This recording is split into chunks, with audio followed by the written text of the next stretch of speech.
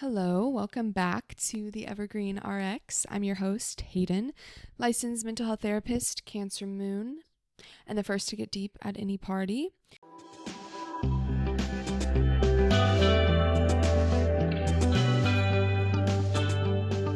And for any of you guys watching, I'm sorry if I'm giving a little bit bald today.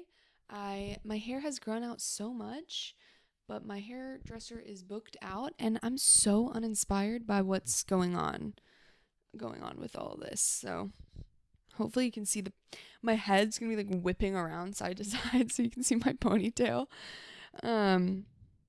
Anyway, welcome back to another episode of my podcast.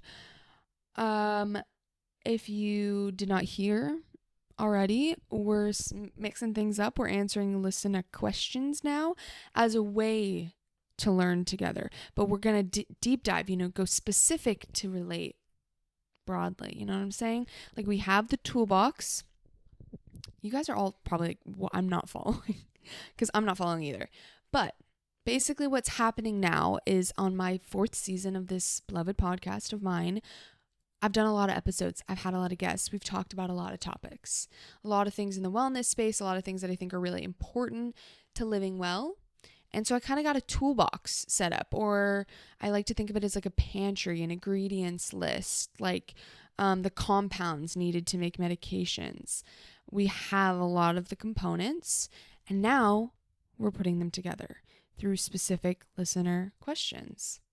Okay, I got there. That made sense, right? Okay. So I'm really excited to be pivoting in this direction. And if you want to hear your question answered in a future episode, please reach out. Email me at theevergreenrx@gmail.com, or you can text or call my hotline and hit me with your question. If it was a voicemail, I would love to play your little cute voicemail if you give me permission to do that. So let me know what you're needing some help on, and if you want to remain anonymous, or if you'd be willing to kind of be involved. So yeah, before we jump into the question, just my disclaimer, these are just my opinions. I don't have all the facts. I don't have all the information. This doesn't constitute or take the place of individual therapy, guys. This is not therapy. This might be helpful. It is not therapy. This is the Evergreen Apothecary. That's what this is. So that means we're all working together. We're figuring things out. We're here to try things on, to do our best, to create our own prescription for living well, which means it's nuanced, it's fluid, it's personally aligned, it's always customizable and individual. And I give myself this permission too. I'm trying things out. I'm doing my best. Sometimes I'm going to give fantastic advice. Sometimes I might say something that you're like, what the fuck? And you just leave it. Take what you want, leave what doesn't work for you. Okay? Cool. I hear the doorbell. Sounds like we have an inquiry into the Evergreen Apothecary. Okay. I don't think I loved that, but Dear Evergreen, I've always considered myself a creative person. As a kid, I wrote stories constantly, filled sketchbooks, and daydreamed about doing something artistic when I grew up. But now at 30, I work in corporate marketing, writing copy ad about products I don't care about. It pays well, I have good benefits, and my coworkers are nice, but I feel like I've completely abandoned the part of myself that actually felt things. Oof. Yeah, okay. A few months ago, I tried picking up painting again, but every time I sat down with a brush, I felt this huge wave of self-doubt. What's the point? I'm not a real artist. No one's waiting for my work. I don't even know where to start. When I scroll through social media, it feels like everyone else is already miles ahead of me. I want to believe that it's not too late for me, but I don't know how to shake the feeling that I've wasted too much time. How do I let myself be a beginner again without constantly comparing myself to others? Babe. Oh my God, is this relatable, right? We're hearing about imposter syndrome, which I know well, comparison, toxic productivity. I think those are the two main pillars, the two legs of this question is the comparison and the toxic productivity. So yeah, one, to just start with this feeling like you've abandoned the part of yourself that actually felt things. I love that off of this feeling, you jumped into a hobby, a passion, something that really resonated with you as a kid and you're pursuing getting back into that. I think that's such a wonderful way to reconnect with yourself. I have a old mini dose about how to make yourself more interesting where I talk about hobbies. I talk about exactly this, being a beginner, starting something new, doing something that used to make you feel joy as a kid. And so I think this is a really great direction that you're moving in. And we're just hitting some roadblocks, which is understandable because you're up against some formidable obstacles. For one, imposter syndrome is fucking awful. I felt horrible imposter syndrome. Okay, I felt it beginning as a therapist, but really it was about half a year to a year in. It hit me full force, girl, and my anxiety was awful. So I know how formidable this can be. You know, even while your job in corporate marketing isn't fulfilling you, maybe you feel like you have some like expertise there now, or you've been doing it long enough that you're like, okay, at least I know what I'm doing. It's like soul sucking, but I know what I'm doing. Versus getting back into painting, it can feel like starting all over and being like, oh my God, I'm so out of my depth. Everyone on social media is killing it and looks like they learned in 2 weeks. And you know, I tried to paint a penguin and it's ugly as fuck. And like, you know, what am I doing? And that is such a painful feeling and is so demoralizing, just makes you want to quit and or just not even get started in the first place. And so I really hear that in what you're saying. Like, you know, what even is the point? No one's waiting for my work. So my point with all of this is I think this is a good moment to think about your priorities, your values, and like what is the purpose of creativity for you? You know, and we all would have different definitions, but is the point of getting back into painting so that it can become something that is profitable so that you can leave your corporate job? You know, I don't know. I don't hear that in this question, but maybe that's the thing. You want to leave the corporate job, so you need to make money off of it.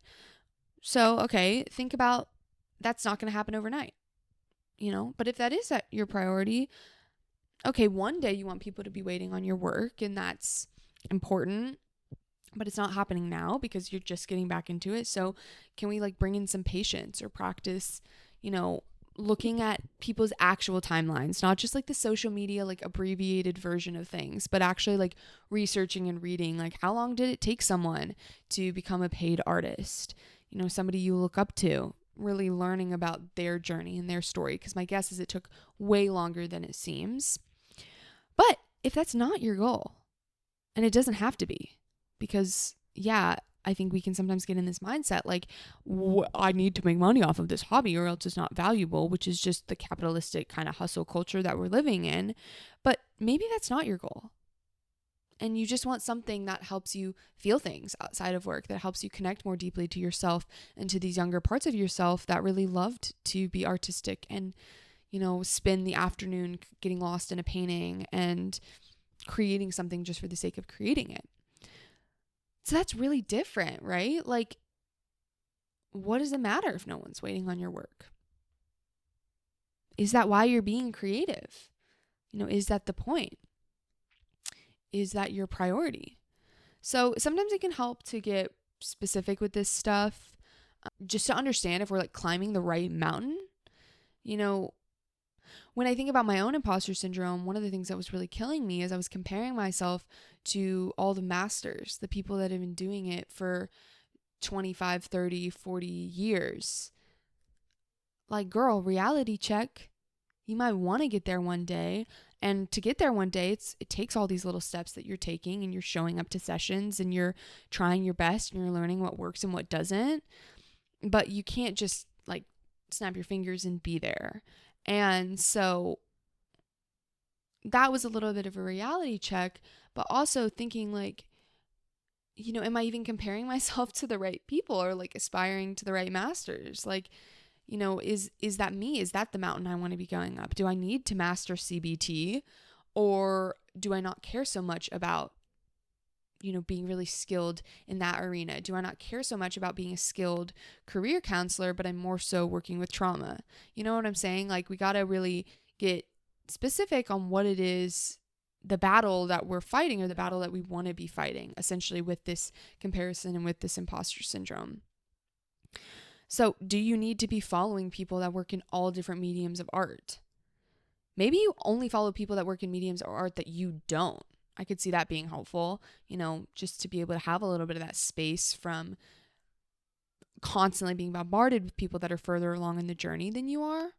But yeah, just getting specific in that way and knowing what it is that you value, so you can be sure that when you're combating these hard feelings, you're barking up the right tree, essentially. So, I hear the comment of like, I feel like I'm wasting too much time. It's too late for me. Like, what even is the point? And, my brain goes to like, isn't the point to like spend your days doing something? To feel or experience little wins? I talk about this all the time on this podcast. It's shocking how much I talk about it. But I practice piano, and I have been practicing for years now and taking lessons for years. And, like if you had said, 4 years from now, how good do you think you would be? I would have way overestimated how good I am. But I've gotten little wins along the way. And when I learn a new song, it's just as gratifying. Maybe it's like a level 3 on difficulty. But that doesn't really matter because it used to be impossible and now I can play it. Oh my God, that's a win. So just noticing what kind of productivity like level you're expecting from yourself, like how much time are you actually giving to this hobby, which is going to inform how, quickly you advance or your skills, accrue. But also, what is the concept of wasting time? It's so cliche, but I think if you really have this desire in your heart, or, you really know that you love painting and you want to connect back to it and it's something important for you, then there really is no time to waste besides continuing not to do it because you feel like you're not as far along as you should be by now. So, like from a mindfulness perspective, like the past is not something that you can change. And yeah, okay, whatever. It's easy for me to say that. It can be harder in practice, and we feel different things about that. But really, you do just have right now. And if right now it is important to you to have some kind of creative hobby, to bring yourself some type of feeling or joy outside of work, then it's a matter of choosing it, putting everything else aside, turning your phone off, and sitting down and giving it a shot. Something I heard from my brother actually, but he heard it on TikTok, and I'll have the original creator of this concept linked below. But this woman talked about the idea of cringe mountain. This concept has been talked about in a lot of different ways, but I really love cringe mountain because it's the idea that there's this, everybody's kind of at the foot of the mountain. It hasn't started yet. But once you start climbing the mountain, and it's hard and it's cringy, or you might look at the stuff you're creating and be like, this is so butt ugly. But once you get to a certain point, you start to descend into the land of cool. So this is in the concept of like doing something in the public eye. But I think the land of cool can also be seen as like the land of enjoyment, the land of pride, the land of like, oh my God, yes, finally I can do this. Thank God. Thank past me that I practiced so much. So now I can actually do this. I think about my own life. I used to do a lot of hand lettering, and like calligraphy and stuff. And when I started, it looked so bad and it was so unnatural. And now I can do it almost as if it's like writing. It's so second nature. And I'm like, thank you. Thank you to past me that sat there and looked at my stuff and thought, this is so bad, and kept doing it anyway. Because that's the only way that current me has this skill that I can just whip out and be like, great, cool, done. So we can remember that sometimes, like we can stay in, you can stay in that crowd and not start. Or you can throw those paintbrushes and paints away and just say, I'm too late. Or you can begin climbing up the mountain, and we know it's going to be hard. But then at some point, you'll start to descend, and you'll be in a new place, and you'll have the opportunity to climb a new mountain. Okay, so I hope that was helpful. I'm still really working this out. I feel like kind of that same nerves and trepidation that I felt when I first started this podcast. I mean, not as bad, thank God. It was awful when I started this podcast. Talk about cringe mountain, Jesus. But I'm figuring it out. I'm getting my little sea legs. So let me know what you think. I hope this was helpful. Please send me your questions at theevergreenrx@gmail.com or call or text me at 512-655-9888. And I would love to know what advice you would give this person. So hit me up, like maybe comment below my Instagram post about this episode, and just hit me with a comment on like, oh, I think this would be helpful, or I would do that. Because I'm sure there's things that I haven't even thought of. So I will look forward to hearing from you. And until next time, take care. All right. Bye.